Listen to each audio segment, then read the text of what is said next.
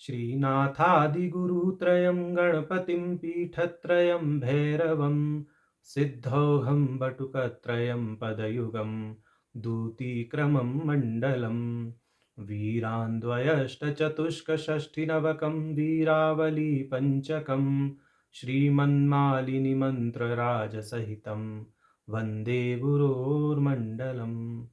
नारायण। शिवसूत्र के भाष्य की श्रृंखला में हम प्रथम उनमें इसके 20वें सूत्र तक का भाष्य देख चुके थे। आज 21वें सूत्र का भाष्य देखते हैं।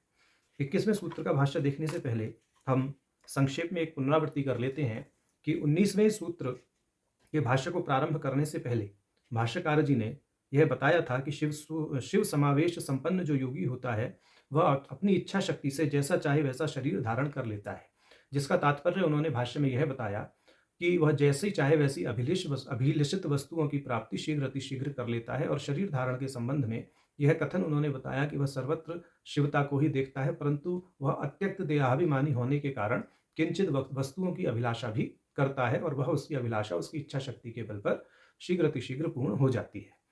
फिर 20वें सूत्र में यह बताया गया कि वह समस्त अभिलषित सिद्धियों को भी प्राप्त कर लेता है। अभिलषित सिद्धियों का अर्थ यहाँ भूत संधान, भूत पृथकत्व और विश्व संघट्ट से है, जिसका व्याख्यान भाष्यकार जी ने भाष्य में किया है।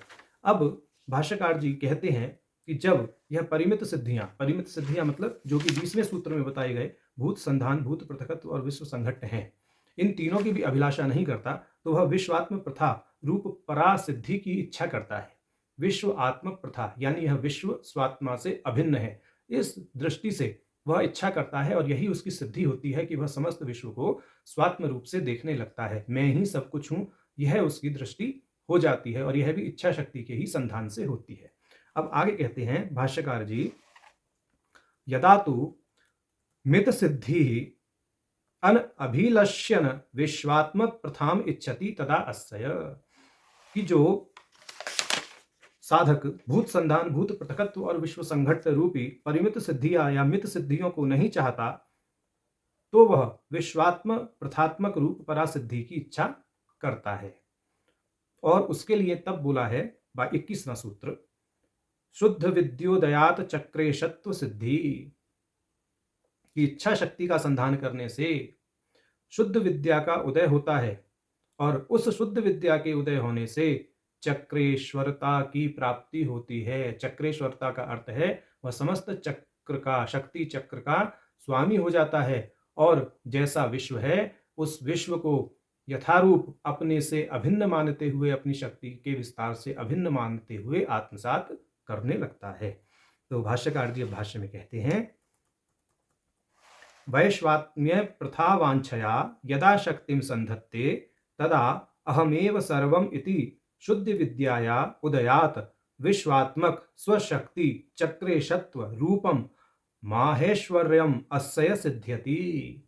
इसका अर्थ यह है कि वैश्वात्म्य प्रथा की अभिलाषा से जब साधक शक्ति का संधान करता है तब उसे अहम एव सर्वम, मैं ही सब कुछ हूं, ऐसे शुद्ध विद्या उदय होने से विश्वात्मक स्वशक्ति चक्रेशता रूप महेश्वरता की प्राप्ति या सिद्धि हो जाती है। माने जब यह कोई साधक संधान करता है कि यह सारा जो विश्व है यह मैं ही हूं, ऐसे संधान से उसे शुद्ध विद्या का उदय हो जाता है।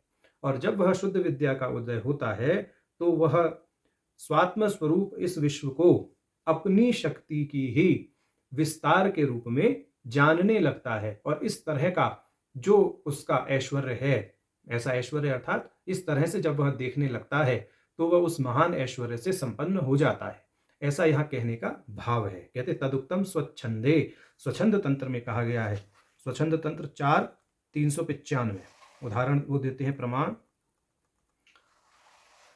तस्मात् सा सुपरा विद्या यस्मादन्या विद्यते विन्दते हेयत्र युगपत सर्वज्ञादि गुणान परान, कि इसके समान कोई अन्य विद्या नहीं है। ये जो शुद्ध विद्या है जहां पर समस्त अभेद मिट जाते हैं, तो ऐसी विद्या से उन्नत कोई विद्या नहीं है। यह विद्या पराविद्या है और इस विद्या के जान लेने पर योगी को सर्वज्ञता आदि गुणों का युगपत अर्थात एक साथ क्या होता है, समुपलब्धि हो जाती है। माने ये जो विद्या जान लेता है, जब योगी विद्या जानना अर्थात इच्छा शक्ति का संधान करने से जब उसके अंदर अभेद मिट जाता है, शुद्ध विद्या का उदय हो जाता है, तो फिर वह सर्वज्ञता आदि गुणों से संपन्न हो जाता है। ऐसा यहां समझना चाहिए। अब स्वच्छंद तंत्र का ही एक और प्रमाण भाष्यकार दे रहे हैं, 4396, 4397।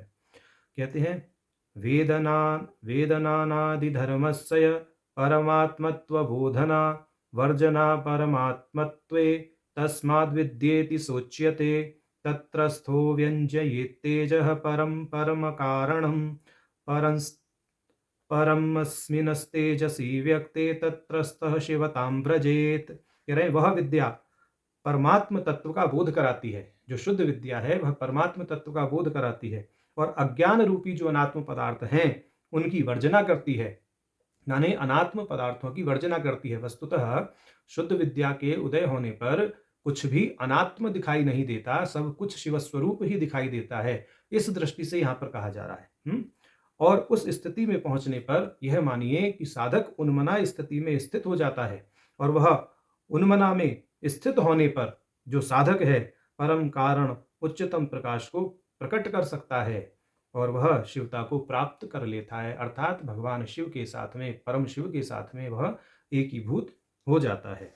अब इसी विषय में स्पंद कारिका का प्रमाण दे रहे हैं भाष्यकार जी। स्पंद कारिका 3:11 इति तदेतत् दिदृक्षयेव सर्वार्थान्यदा व्याप्यावतिष्ठते तदा किं बहुनोक्तेन स्वयमेवावबोध्स्यते। ये कह रहे हैं, जब योगी प्रत्येक भाव में केवल और केवल स्पंदात्मक स्वरूप को देखने का अटल संकल्प धारण करके उनमें स्वरूपतः व्याप्त होकर अवस्थित रहता है, तो वह स्वयं ही उस तत्व का साक्षात करने में अवश्य सफल हो जाता है। माने जब साधक निरंतर स्वात्म निभालन करता है, सर्वत्र अपने आप को ही देखता है, तो वह उस तत्व का अर्थात परम तत्व का, परम शिव का साक्षात्कार करने में सफल हो जाता है। कारण यह है क्योंकि वह स्वयं को शिव से अभिन्न देखता है, समस्त विश्व को शिव से अभिन्न देखता है। इस दृष्टि से यहाँ पर यह कथन किया गया है। कहते हैं इत्यनेन एव संग्रहितम, इस प्रकार स्पंद कारिका में ऐसा दर्शाया गया है। अब आगे 22वें सूत्र में कहेंगे कि जो केवल स्वात्मारामता की इच्छा करता है, अब उसको भी वह इच्छा शक्ति के संधान से योजित करके व्याख्यायित करेंगे। तो ऐसा अब हम 22वें सूत्र में आगे देखेंगे। आज 21वें सूत्र का हमने भाष्य देखा। नारायण।